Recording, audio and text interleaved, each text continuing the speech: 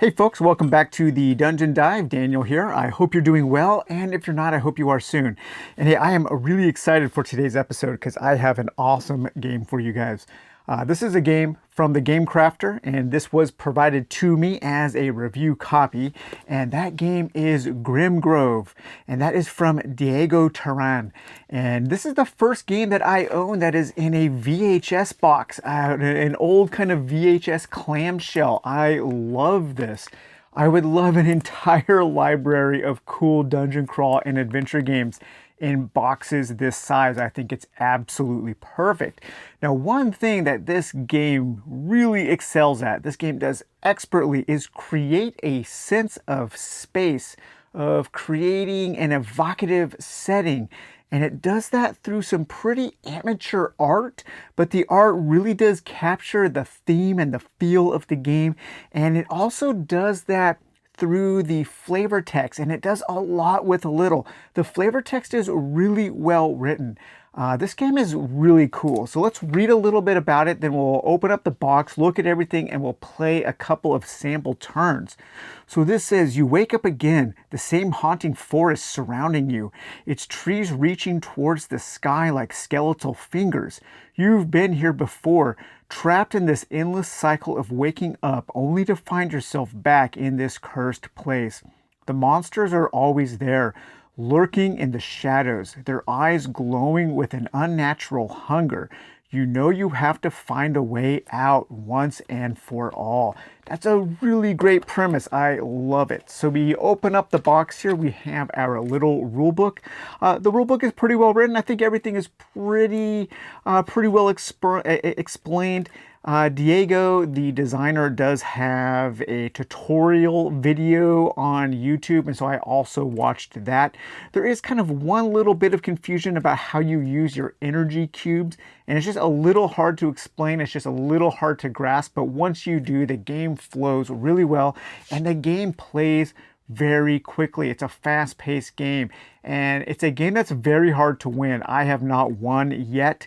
And it's a game that you can be doing well in, but very quickly the kind of the tragedy can snowball very quickly, and you can find yourself losing quite fast. But in the game, you will get a bag, and in the bag, you will have all of your energy tokens, and you can keep all of your other things. So the game does come with a 3d6 here, which you will use for various tests, overcoming traps, and combat, and that kind of thing.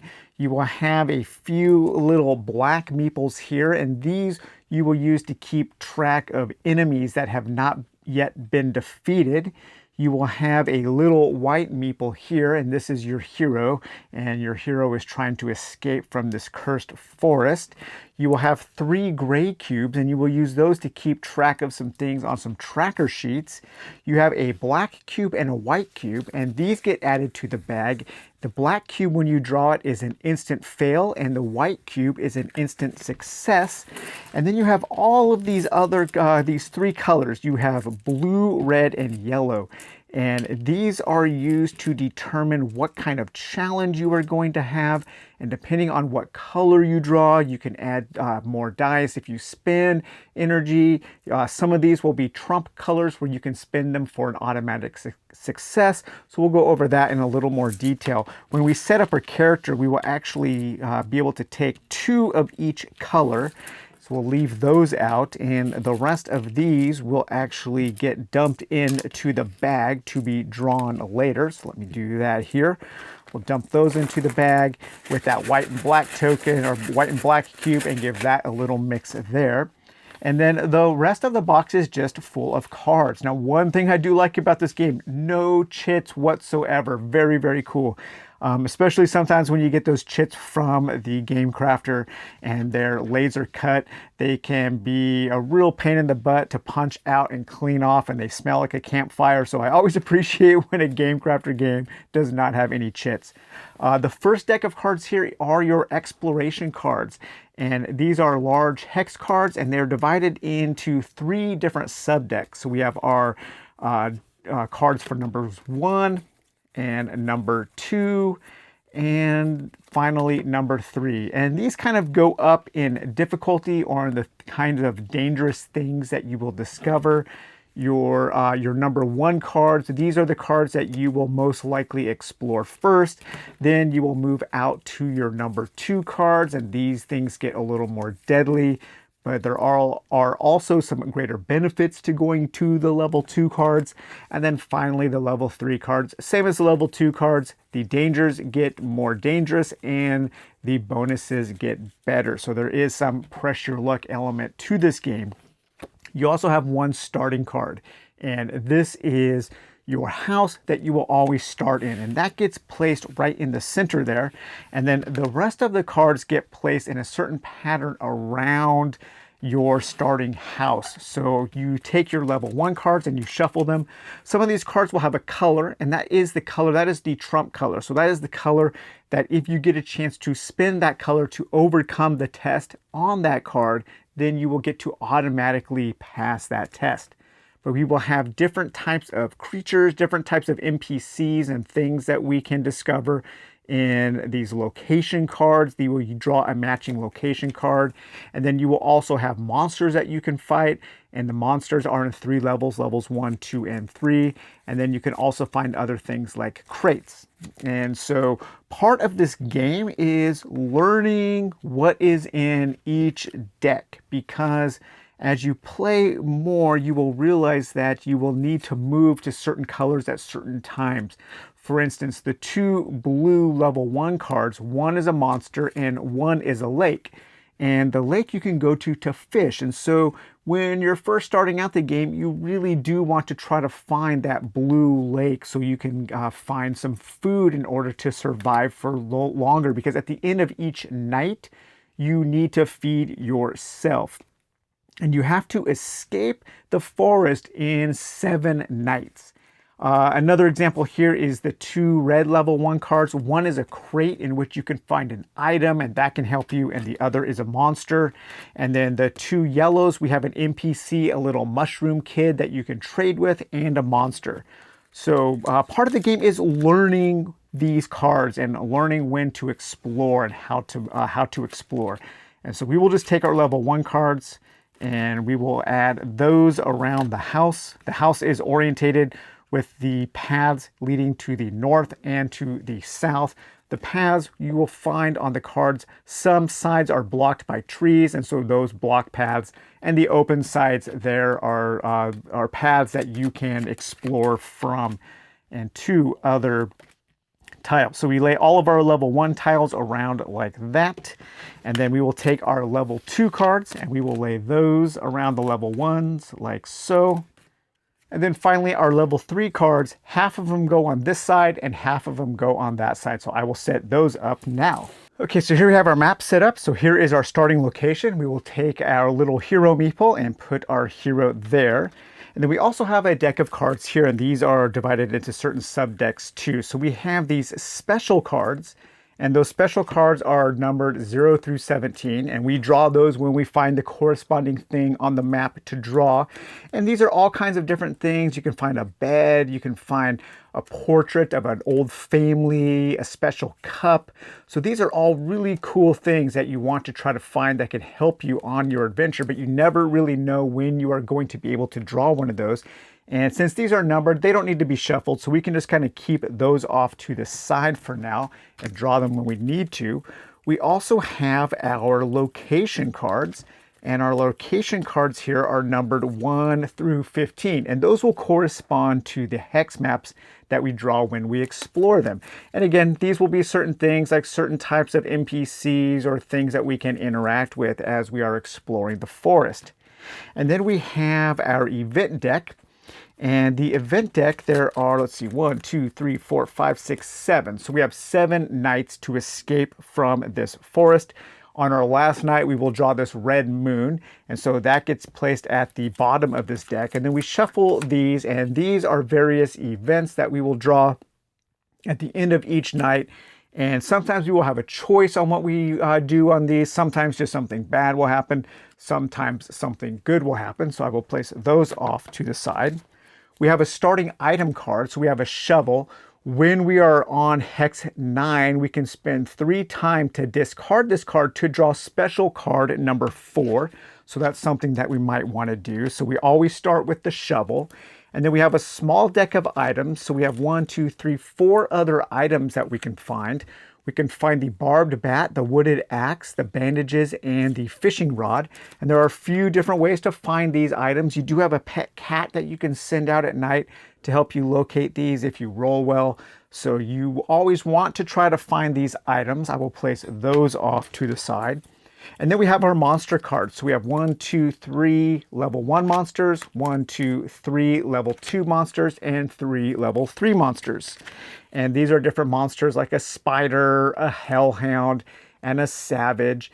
And then you will have to overcome different challenges to defeat these monsters, or you will take their damage. And these will be drawn when we explore the various hexes as well. So I will place those off to the side. And then we have our pet friend here. This is our little cat that lives in our cabin. And this says that in your house, you find yourself in company of a purring cat. You should give it a name. I'm going to name my cat Ruby. During setup, you start with this little cat that roams around the house. If you feed it, it will go out and find treasure. During the night, you can take this night action and you can spend 1 food to roll a die. If the roll is a 6, we can draw one of those item cards. But there are also other ways to earn those item cards. So I will place that off to the side there.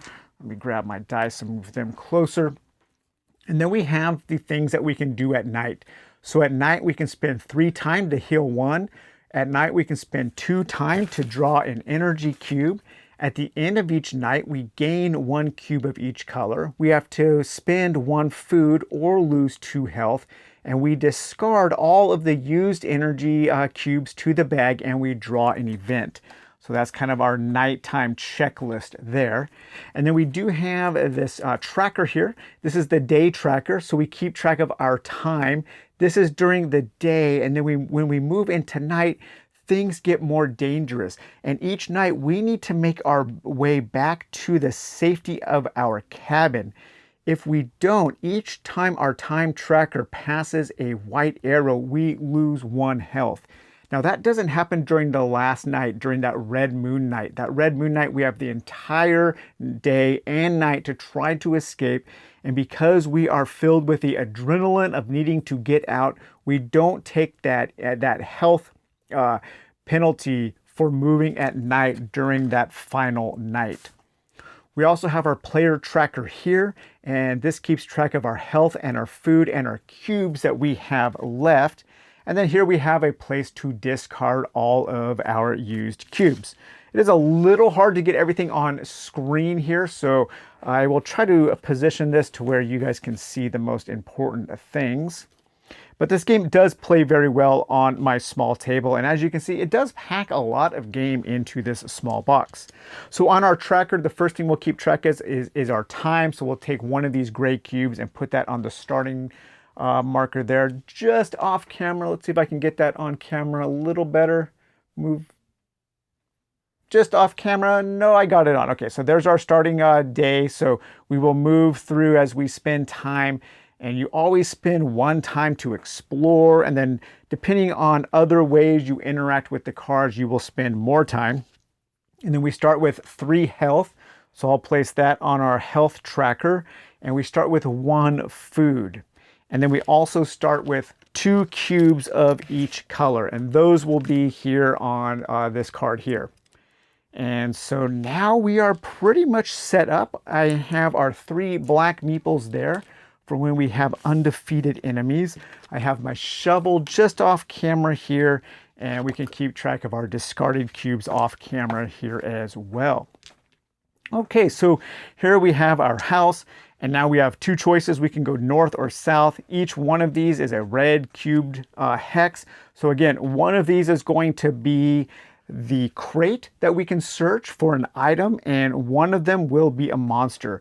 Let's head north. Let's flip this over, and it is the crate. Now we can orientate this in any direction, and you will need to think about how your path winds through the forest so you have a quick way back to the safety of your cabin.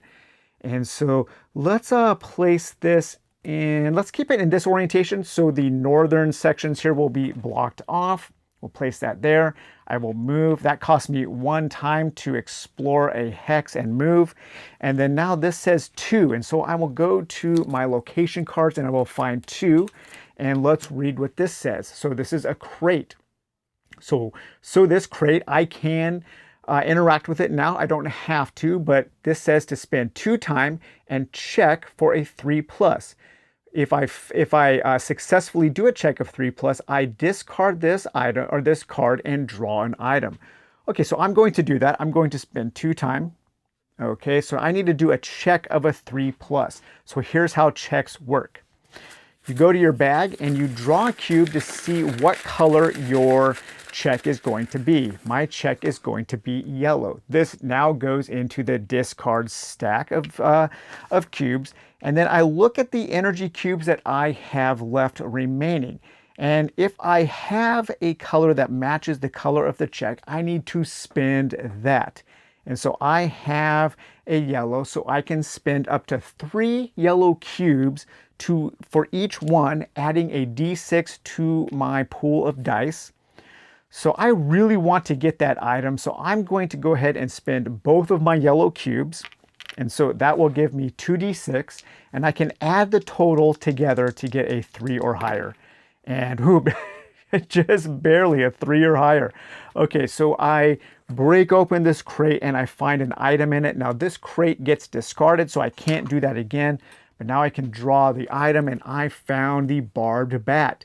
So this is a barbed bat. This will give me a +1 to all red checks, to all red rolls. Or I can discard it at any time to gain 1 random cube. Okay, well, I will add that to my items with my shovel. And now we can continue to move on. Now, as you can see, now I have no yellow cubes. I've spent all of my yellow cubes. And so if I come across a yellow challenge again by drawing a yellow cube, then I have to spend my other colors. If you are ever told to, let's say I went to this red, or let's say I went to this yellow hex here, and I drew a red challenge, and I didn't have a red cube, I could choose to spend one of the yellow cubes as a trump color to automatically pass that challenge. If you don't have a matching cube, then you can spend your other cubes to overcome challenges. You can also spend, so you can spend up to 3 cubes to add a single d6 to your dice pool. And then you can spend additional cubes to give yourself a +1 to that roll. And so knowing what color to use when, knowing what color to drain first, there is a lot of strategy. There are some good choices to be made in this game. But let's continue to explore now. I am going to explore into this blue hex here. I will spend 1 time. Hopefully I can find that lake. And hey, we found the lake. Excellent. Okay, I'm going to position this like that there. So now I have a path. Actually, I don't have a path back to the house. I will keep that, let's keep that like this. So maybe we can come out here. We can maybe move into the 2s and back in. That sounds like a good thing. I really like the way that these trees form these barriers as you're exploring. Let's draw our location card at number 1. So this is the number 1, and this is the lake. So this is, at the inky depths of the lake, shrouded in an eerie silence, seemed to conceal secrets that dared not be revealed. Fish close to the shore. I really do like the flavor text in this game. We didn't read the one for the crate, but this says, the crate, its lid secured by rusty nails, creaking ominously. It can be opened. Okay, so the lake, we can spend 1 time to make a check of a 2 or higher in order to gain some food. So this is really good to do on your first or second night to try to accumulate a surplus of food. So I'm going to make a fishing check here, so I will spend 1 time. Now let's see what I have here. I should be moved into this blue hex there. And let's see what our challenge is going to be. So We're on a blue hex now. If I draw a yellow challenge, I don't have any yellow cubes left. So I can respond with a red or a blue. If I respond with a blue, that's the trump color, and I will automatically pass that challenge. And what do we draw? We draw a red. Okay, so I do have red cubes left. So I will spend one red cube to roll one die looking for a 2 or higher and a 5. So I find some food. So I'm going to bump my food up to 2 now. I'm going to spend another time to do that again. So let's see. I really am hoping to draw a yellow here and a red. Okay, well, I will respond with a red cube to roll 1d6 and a 3. I find more food. I'm going to do that again. It's really good to fish at the beginning of the game so you can build up some food here. And we have a blue. Okay, so a blue, I have to respond with blue, but since I have to respond, I can't spend it for its trump color. Okay, so again, a 2, excellent. So we have 4 food. Let's go ahead and do that one more time. Let's get our food up to 5, which is the maximum amount of food that we can have. And we have a red. Okay, so a red. I have no red cubes. I do have a blue cube.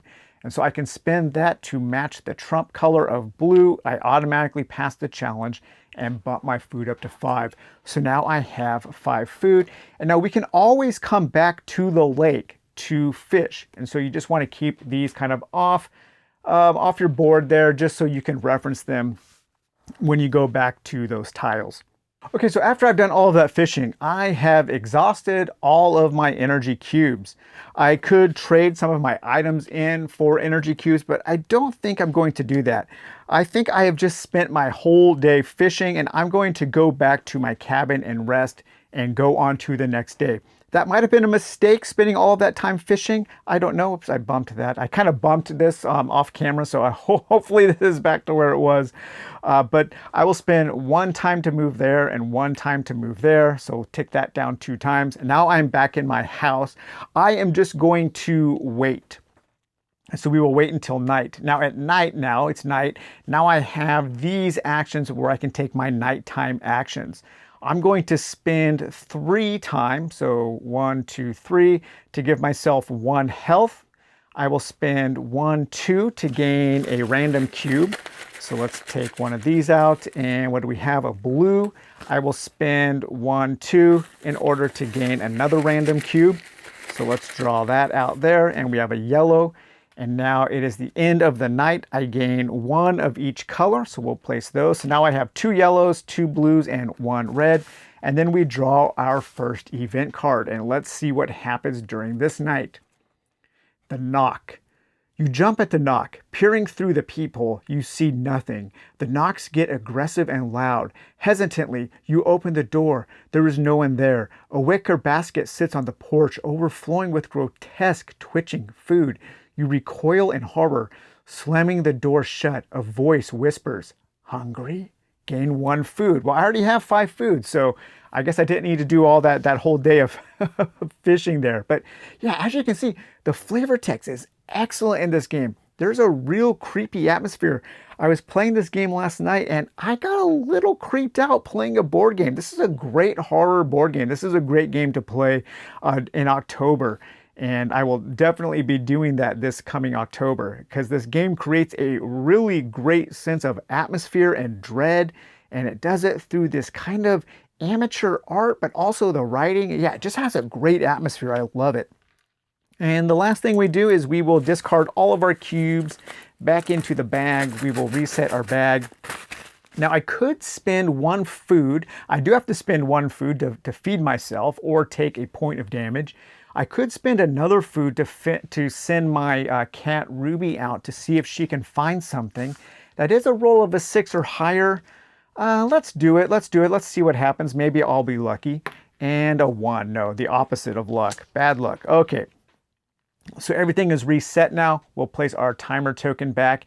And let's move down to the south here. Now we know that this is going to be an enemy because we've already discovered the red cube there, or the red crate. And so this is an enemy, a level 1 enemy.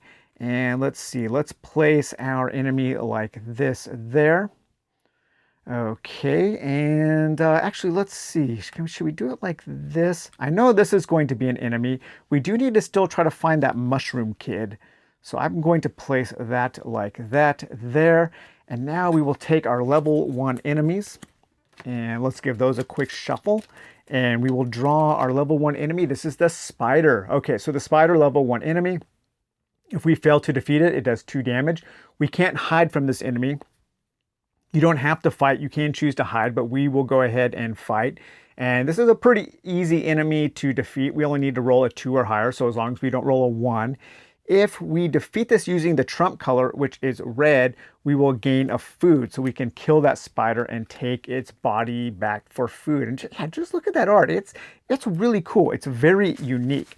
Now, we won't be able to use that trump color because we're on red and we do have a red. But let's see what color this challenge will be. And we draw a blue. Okay, so I will react with my blue card there. Now, if I had drawn a red, I could have added a 1 to that roll. But let's roll our d6, and hopefully we don't roll a 1. And we rolled a 2 or higher, so we defeat that spider. We don't get any rewards for it, but we can continue to move on, and that was 1 time. Now, this is a level 1 monster. Every time I go back to this tile, I have to roll, and if I roll the level or lower, then we face a new monster. And so if I was coming back, if I was backtracking back to my house, moving through here, if I rolled a 1 on a d6, I would have to fight again. But let's go ahead and explore. We'll take down the time and hopefully we can find the mushroom kid. And no, we found the yellow enemy, level 1 enemy. So we'll place that like that and we will move into here and let's draw our next level 1 card. Oh, that should not have been the spider. That should have been on the bottom. Our next level 1 card is the savage.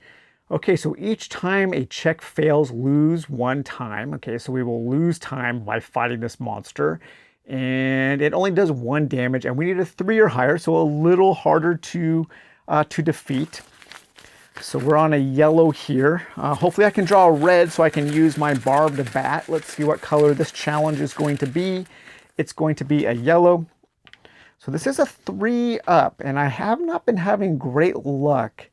I think I'm going to take 2 yellows, roll these together, and 11. I squashed the savage, so we defeated the savage and we don't take any damage. Okay, let's spend another time. Now I know that this yellow here is going to be the mushroom kid, so we'll flip that over. I will place that like that because we don't really need to get back up to this crate. I will move in, take a time down, and now let's find location card number 3. This is the mushroom kid. A child unlike any other. Earthy mushroom-capped head, glowing eyes, piercing through, looks hungry. So here, I can spend 1 time and 1 food and choose 3 cubes. That is great. I think I'm going to do that. So I'm going to spend 1 time, 1 food, and I want to choose 2 red and a blue. So we'll take 2 red and a blue. So we'll add those to our inventory there. Okay, so we're doing pretty good so far. Let's see here. Let's do some backtracking and let's go to this yellow 2. Do I want to go to that yellow 2? Or do I want to go to this red 2? Let's go to this red 2. So I will spend 1 time and let's flip this over and we find the number 4. Okay. Let's see here. Let's go this direction there. All right, so we'll go to location 4 here, and we find the campfire. So at the campfire, I can choose to spend 1 time and a cube to choose a cube. So I could choose to exchange a cube I have for another color, perhaps. So let's read the campfire flavor text here. Its flames casting dancing shadows on the surrounding trees, its warmth offering a fleeting respite from the encroaching darkness. God, I just love the atmosphere of this game. It's so cool. So far we've found the lake, we found the mushroom kid, we found the campfire, I have my barbed bat, and you really don't know, the objective of the game is to escape the forest in 7 nights, but you don't really know how to do that at the beginning of the game as you're learning the game. The way to escape is hidden in these cards. It's hidden in the item cards, in the special cards, or on these hex cards. And to tell you guys the truth, I still don't know how to escape because I've played 5 games now and I have died each and every time. It's very, you can be doing well and very, very quickly die. But we do have quite a bit of time. Hopefully I've been keeping track of this time. You guys can let me know. I probably haven't. But let's go north here to this blue. And we find a level 2 enemy. I will place that like that. So we'll move here. And let's draw our level 2 enemies now. And what do we have? We have the twins. Each time your check fails, lose 2 time. They will do 2 damage. If I kill this enemy, I get a random cube, and this is a 5 or higher.